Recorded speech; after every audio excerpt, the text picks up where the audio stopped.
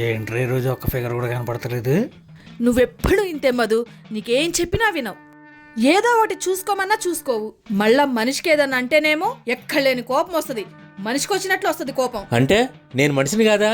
మనిషివైతే మళ్ళా ఇలా ఎందుకు చేస్తావు? ఎప్పుడులాగేనా? నిన్న ఆల్రెడీ ఒక దాంట్లో చేరేవు, మళ్ళీ ఈ రోజు మానేసే గొడవ పెట్టుకొని పనిచేసే దగ్గర ఒక్క మాట అంటారు పడలేవా? మన భవిష్యత్తు కోసమే కదా ఇదంతా కూడా. అది కాదు, నువ్వు కూడా అర్థం చేసుకోకపోతే ఎలా? ఎన్నిసార్లు అర్థం చేసుకోమంటావు మధు? ఇచ్చిన ప్రతి జాబ్ నువ్వు ఉందా? మానేసుకుని వస్తా ఉంటే ఏమని అర్థం చేసుకోవాలి చెప్పు? అలాగనే ఎవడేదన్నా సరే పడుకోమంటావా? పడుండక ఉద్యోగం ఇచ్చిన ప్రతోడిని కొట్టేసి వస్తావా? నా కోపం వస్తే ఉద్యోగం ఇచ్చినోడైనా బయటోడైనా సరే ఒకటే. ఓ అవునా? ఎవరిని పడితే వాళ్ళని కొడతావా? మరి వాడెవడో ఇందాకటి నుంచి నన్ను కొరుక్కు తినేలా చూస్తున్నాడు, వాడిని కూడా కొడతావా? ఆన్న నేను గట్టిగా అరిస్తేనే చచ్చేలా ఉన్నాడు. అంటే నీ ప్రతాపం మాటల్లోనే, చేతల్లో ఏం లేదన్నమాట. ఇదేదో తేడాగా ఉందే, మెల్లిగా జారుకోవడం బెటర్. నువ్వింకింతేనా? మనుషుల మీద కోపం గోడ మీద చూపిస్తే ఏమొస్తుంది? ఛీ, నువ్వింక మారా మధు.